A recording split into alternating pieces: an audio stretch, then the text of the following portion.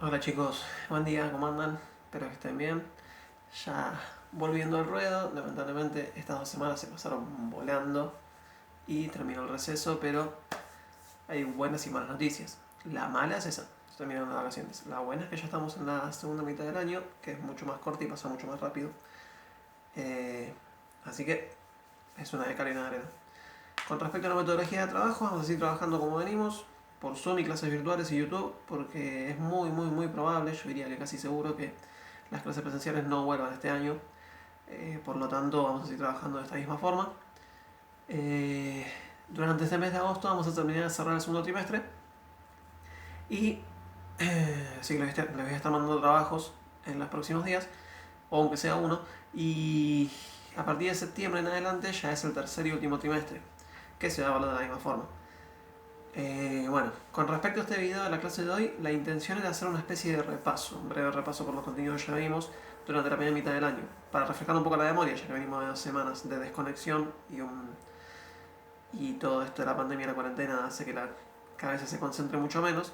Vamos a tratar de hacer un repaso por los contenidos que ya estuvimos viendo hasta la última clase.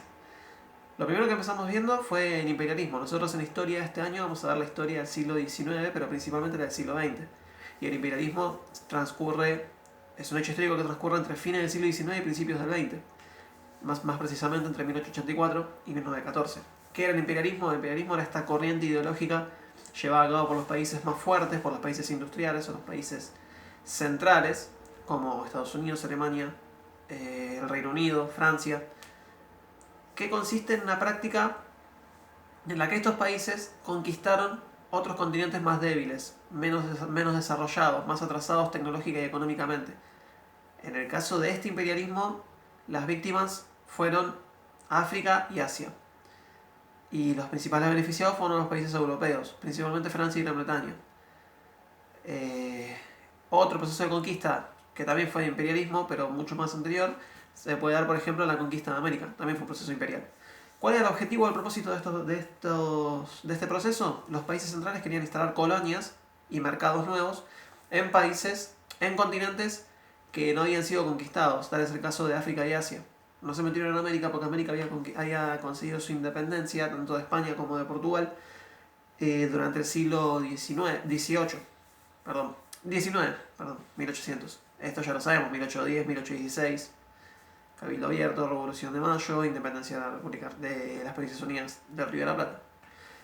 Bien, el imperialismo se extendió durante los años que ya dijimos, del 84 a 1914, y durante todo este periodo se lo conoció como el de la paz armada, porque los países centrales, a medida que iban conquistando territorios, iban chocando entre ellos y se iban armando y preparando momentos para una eventual guerra, una posible guerra, que terminó estallando en 1914 y fue justamente la Primera Guerra Mundial, la que es conocida como la Gran Guerra, o en ese momento la guerra que iba a terminar con todas las guerras.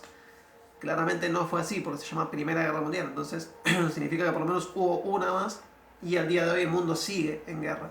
No a escala planetaria, digamos, no a escala masiva, pero sí sigue en guerra en distintas regiones o focos, como es el caso de la guerra en el Medio Oriente, o en el Líbano, o en Siria. Bien, la Primera Guerra Mundial entonces estalló en 1914 por un montón de causas, principalmente era porque los imperios eran cada vez más grandes y se chocaban las fronteras entre ellos. Por otro lado, el hecho de que cada uno de los países ya se estaba armando, preparando armamento para un estallido, por eso la paz armada.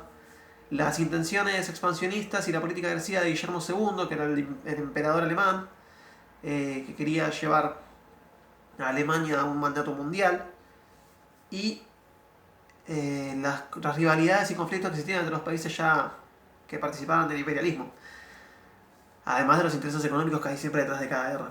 Pero el episodio que prendió la mecha, digamos, que realmente enseñó el conflicto, fue el asesinato del archiduque Francisco Fernando por parte de un grupo terrorista bosnio, lo cual Francisco Fernando era el heredero del imperio al trono del imperio austrohúngaro. En ese momento Austria y Hungría eran una alianza de países que conformaban uno de los imperios más poderosos de la Tierra.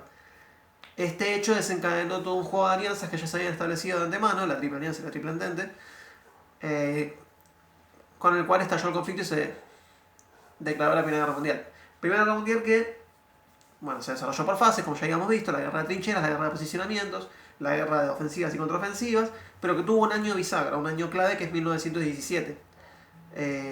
Momento en el cual el Imperio Ruso se retira del conflicto porque atraviesa su propia revolución, que ahora vamos a ver de qué se trató, y porque Estados Unidos decide ingresar a la guerra, tomando el lado de los aliados. Y esta es una decisión que va a cambiar drásticamente el curso de la batalla a favor de los aliados. La guerra muy prontamente termina en 1918 con la firma del Tratado de Versalles. Se la consideró Alemania como la causante principal o el villano principal de todos los males de la guerra, y se le impusieron durísimas sanciones económicas, que van a tener consecuencias a futuro, como ya vimos. Con respecto a lo que pasó en 1917, además de Estados Unidos, dijimos que Rusia entró en su propia revolución. Sí, el Imperio Ruso, que estaba dominado por los zares, una clase política aristocrática, una élite burguesa, que concentraba toda la riqueza del país, mientras que el 97% del resto de Rusia estaba atrasado, vivía en la pobreza y tenía un modo de producción económico feudal. Mientras el resto de Europa estaba disfrutando los goces de la segunda revolución industrial, en Rusia todavía había un modo de producción feudal. No había burguesía porque no había industrias, había solamente campesinos, un gran campesinado analfabeto y pobre. Conforme avanzaron los siglos, llegamos a 1900, gracias a un programa de reformas y un cierto avance tecnológico llevado a cabo por Nicolás II, que fue el último de los zares, se empezó a desarrollar una burguesía pequeña y fuerte en Rusia, que estaba influenciada por las ideas de pensadores como Karl Marx, y así se formó el partido bolchevique. Eran estos burgueses marxistas que lo que querían era instalar el comunismo como un nuevo sistema político para derrocar al zarismo y lograr que el Estado ruso sea gobernado, controlado y manejado por los obreros, por los trabajadores, por el proletariado. La revolución rusa va a triunfar después de muchos episodios, de muchos eventos, de muchas idas y vueltas, de la mano de Lenin, y se va a instalar la dictadura del proletariado, o el Estado comunista proletariado. Bien. Luego de 1917 y luego de que termina la Primera Guerra Mundial, entramos en lo que es conocido como el periodo de entreguerras. Este periodo que transcurre entre el fin de la Primera Guerra Mundial y el comienzo de la Segunda. Los años 20 y los años 30, que fueron muy movidos, fueron muy distintos para los distintos países. La década del 20 fue un periodo de reestructuración y de resurgimiento de las ruinas y de las crisis económicas y políticas para Europa, pero para Estados Unidos, por ejemplo, fueron años de muchísima prosperidad y avance económico. Los felices años 20, o los años dorados de los 20, que terminaron abruptamente en 1929 con la caída de la bolsa de Wall Street, la primera y gran crisis del capitalismo a nivel mundial, y hasta el día de hoy la crisis más catastrófica que ha sufrido el capitalismo en su historia. Esta crisis hizo que Estados Unidos entre en una gravísima recesión económica, desempleos masivos, pobreza extrema, y cierra sus fronteras, a la par que todos los restos de los países de Europa cerraron sus fronteras. Crisis entonces que va a afectar negativamente y por consecuencia a América Latina, que es un continente donde los países dependen sí o sí de la exportación de sus materias primas al exterior. Con fronteras cerradas no se puede exportar.